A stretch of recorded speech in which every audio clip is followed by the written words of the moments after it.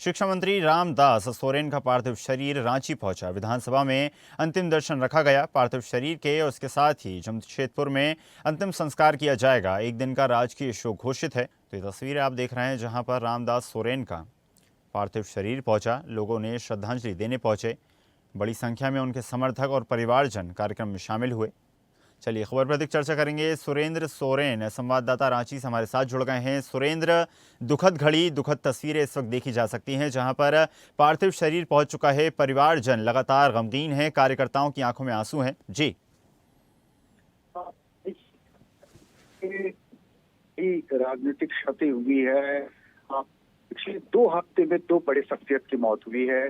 4 अगस्त को शिबू सोरेन का देहांत होता है और कल यानी 15 अगस्त को जब शिबू सोरेन का दुष्कर्म था, 10वीं दिन थी, झारखंड के शिक्षा मंत्री रामदास सोरेन जी का निधन होता है। तो ये बड़ी क्षति झारखंड की राजनीति के पृष्ठभूमि में देखा जा सकता है।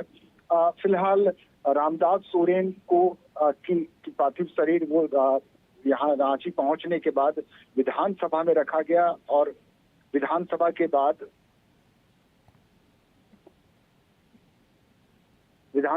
में रखा गया था, जहां विधायकों ने और विधानसभा सदस्यों ने, विधानसभा के कर्मियों ने, चूंकि वो मौजूदा विधायक थे और राज्य के शिक्षा मंत्री थे, तो विधानसभा में उनके श्रद्धांजलि की परिपाटी निभाई गई। वहां सब लोगों ने उनके पार्थिव शरीर पर माल्यार्पण किया और इसके बाद वहां से रास्ते से बाय रोड उन्हें जमशेदपुर के घाटशिला ले जाया जा रहा है, जहां उनका अंतिम संस्कार और अंतिम दर्शन के लिए रखा जाएगा।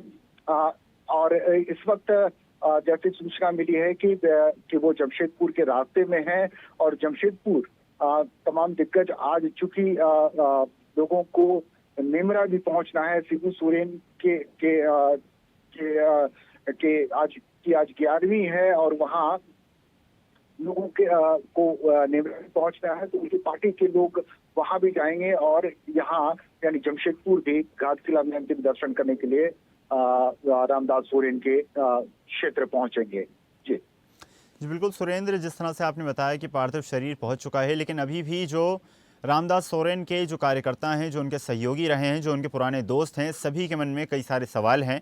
आखिर उनका इलाज लगातार जारी था, क्या कारण रहे जो इतना ज़्यादा जो इलाज है वो लगातार चलता रहा और उसके बाद ये दुखद जो खबर है वो सामने आई?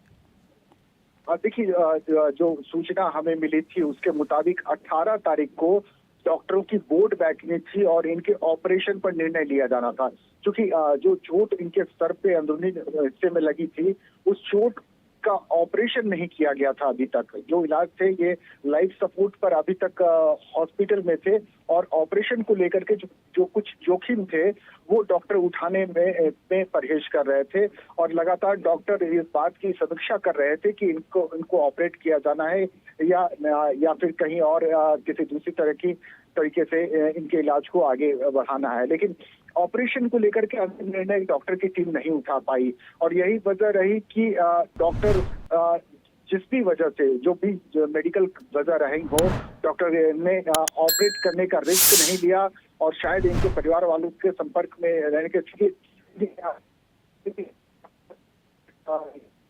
बिल्कुल सुरेंद्र जी, जानकारी साझा करने के लिए बहुत बहुत धन्यवाद।